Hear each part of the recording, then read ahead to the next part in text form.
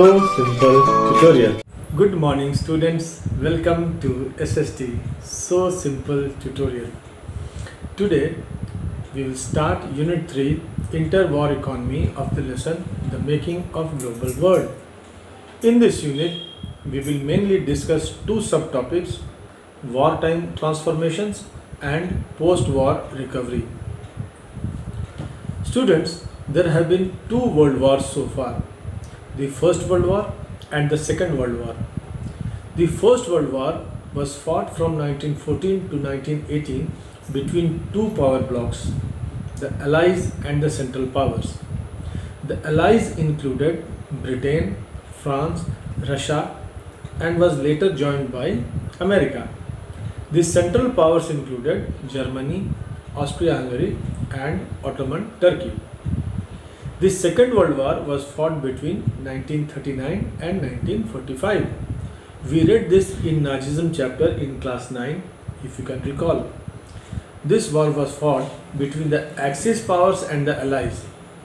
The Allies included Britain, France, Russia, and America. And the Axis powers included Nazi Germany, Italy, and Japan. So what we are going to discuss here is the economy in the period between the First and the Second World War, when the countries in Western Europe were struggling to recover from the devastation caused by the First World War while also dealing with economic depression. So let's get started. Dear students, when the First World War began, many governments thought that it would be over soon, but that did not happen. It lasted for 4 long years, and thus it pushed the world economy into such a crisis that it took over 3 decades to overcome. Okay, so what kind of war was it? Let us see. It was not a traditional kind of war that was fought on horses and elephants with spears and swords. It was the first modern industrial war. The countries fighting the war were all industrialized nations. For the first time, machine guns, tanks, aircrafts, and chemical weapons, etc., were used on a massive scale. And all of these were the products of modern large-scale industries. Millions of soldiers, my dear students, were recruited from all over the world and moved to the front lines to fight the war. You can recall the lesson Nationalism in India, forced recruitment into the army by the Britishers. That is what mostly all colonial power did this in their colonies. The toll in this war was 9 million dead and 20 million injured. Most of those killed and injured were men of working age.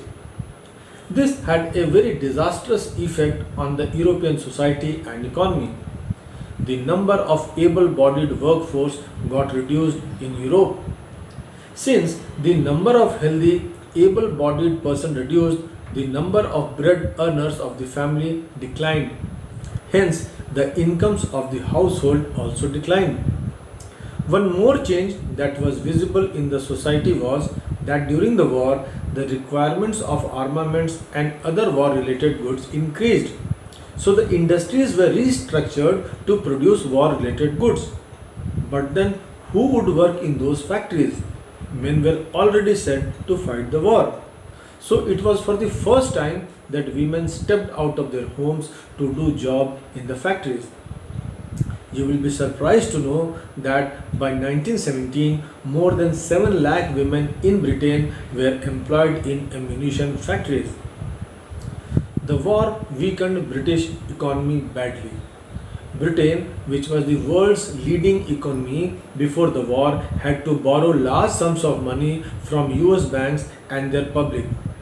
Thus, after the war, US emerged as an international creditor. Let us now go to the next topic, post-war recovery. Post-war recovery means economic recovery in the period following the end of war. The war had a devastating impact on Europe. It had inflicted huge economic costs on the fighting European powers. So, post-war economic recovery was not going to be easy.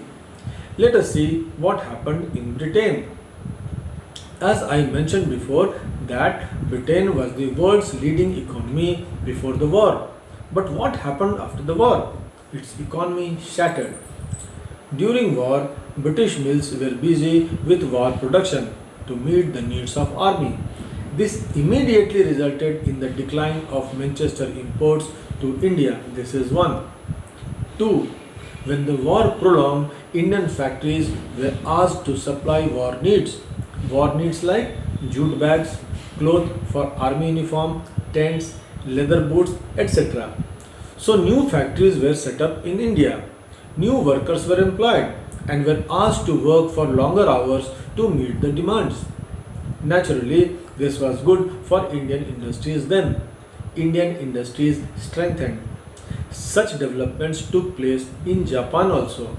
But when the war got over and Britain tried to recapture its old position, it could not. And that is one of the reasons why its economy crumbled. Third, as we have already discussed earlier, Britain had borrowed large sums of money from the US to finance its war expenditures. So, in the post war period, Britain was burdened with huge external debt too. I hope you have understood these points. Dear students, the war had led to economic boom. Do you understand boom? Boom is a situation, when the economy grows, there's lot of demand of goods, lot of production and lots of employment. The opposite is called bust. B-U-S-T, bust. In the bust, the economy shrinks and the people lose their jobs. You will always find boom and bust cycle in an economy. So when the war ended, things changed. The government also reduced its war expenditures, so production contracted and this led to increased unemployment. In 1921 in Britain, it is said that 1 out of every 5 workers had no work.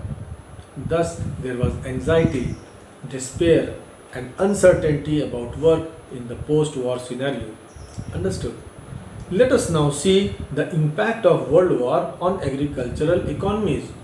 For this, we will see the case of wheat producers. Before the war, Eastern Europe like Russia was the major supplier of wheat. But during the war, this supply was disrupted. Russian supplies of wheat was cut off.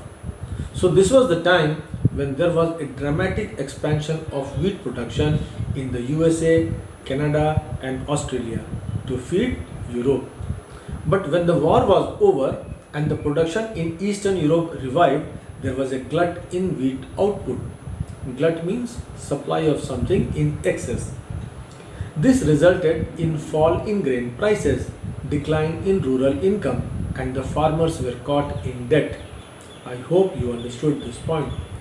With this, my dear students, allow me to wind up this class. Time for probable questions now. 1. The First World War was the first modern industrial war. Explain. 2. Explain the impact of First World War on Britain's economy. 3. Explain the effect of the death of men of working age in Europe because of the World War.